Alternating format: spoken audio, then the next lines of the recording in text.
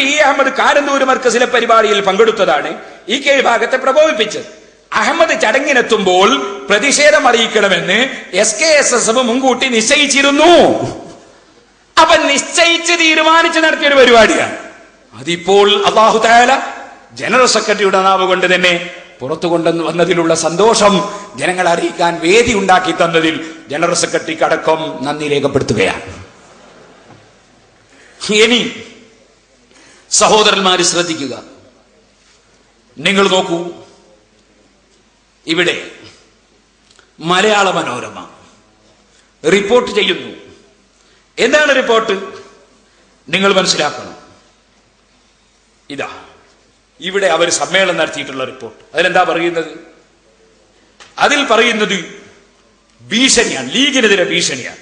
AP വിഭാഗത്തെ അനുനയിപ്പിക്കാനും അവരോട് സമവായത്തിനും ശ്രമിക്കുന്ന ചില മുസ്ലിം ലീഗ് നേതാക്കളുടെ നീക്കം ആ പാർട്ടിക്കു തന്നെ ദോഷം ചെയ്യുമെന്നും പാർട്ടിയുടെ ഭാവിയെ കരുതി അവസാനിപ്പിക്കണമെന്നും അദ്ദേഹം ആവശ്യപ്പെട്ടു. മലയാള മനോരമ പറഞ്ഞ വാചകങ്ങളൊക്കെ CD-യിലുണ്ട്. മലയാള മനോരമ പറയുന്നത് എന്താണ്? അദ്ദേഹം സംസാരിക്കാൻ പറയും, ഒരു പുതിയ വായ വന്നിരിക്കുന്ന സമവായ. ഈ ചില നേതാക്കന്മാര് പറഞ്ഞത് ഒരു സമവായ, അങ്ങനെ വായ ഉണ്ടോ?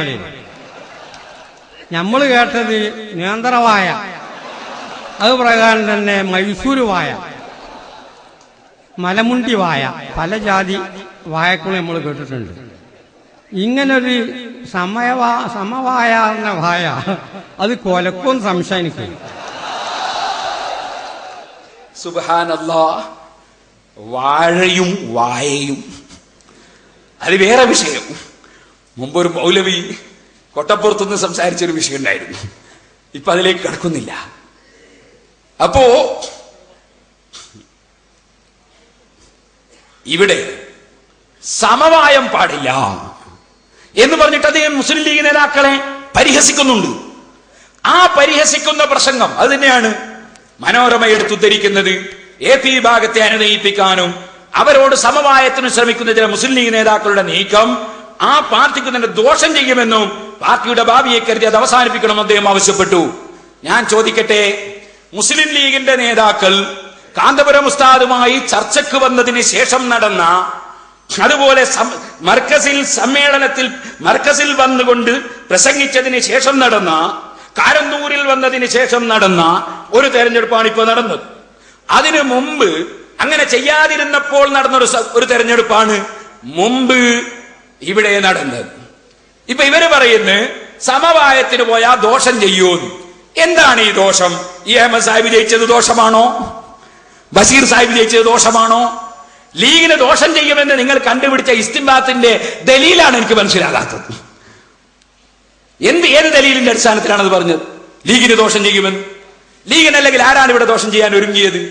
അപ്പൊ നിങ്ങൾ വിചാരിച്ചതുപോലെ ലീഗിന്റെ നേതാക്കളെ ബഷീറിനെ സംബന്ധിച്ച് വിമത നേതാവെന്നും ഇ അഹമ്മദിനെ സംബന്ധിച്ച് പാണക്കാട്ടെ അകലം കൂട്ടിയെന്നും പാണക്കാട് തങ്ങളെയും ബഷീർ തങ്ങളെയും ഒക്കെ നിസ്സാരപ്പെടുത്തി നിങ്ങൾ എഴുതുകയും പറയുകയും ചെയ്തിട്ട് അതിന് ഒരു പ്രതികരണവും കേരളത്തിൽ ഉണ്ടായില്ലെന്നല്ല, നിങ്ങളുടെ ആ സംസാരങ്ങൾക്ക് തിരിച്ച് പ്രതികരണമുണ്ടായപ്പോൾ ഉണ്ടായ അന്താളിപ്പിൽ നിന്നുടലെടുത്തതാണ് നിങ്ങളുടെ സമ്മേളനം എന്നതല്ലേ ശരി? എന്തിനാണ് നിങ്ങൾ ഈ വയ്യാവേലക്ക് പോയത്?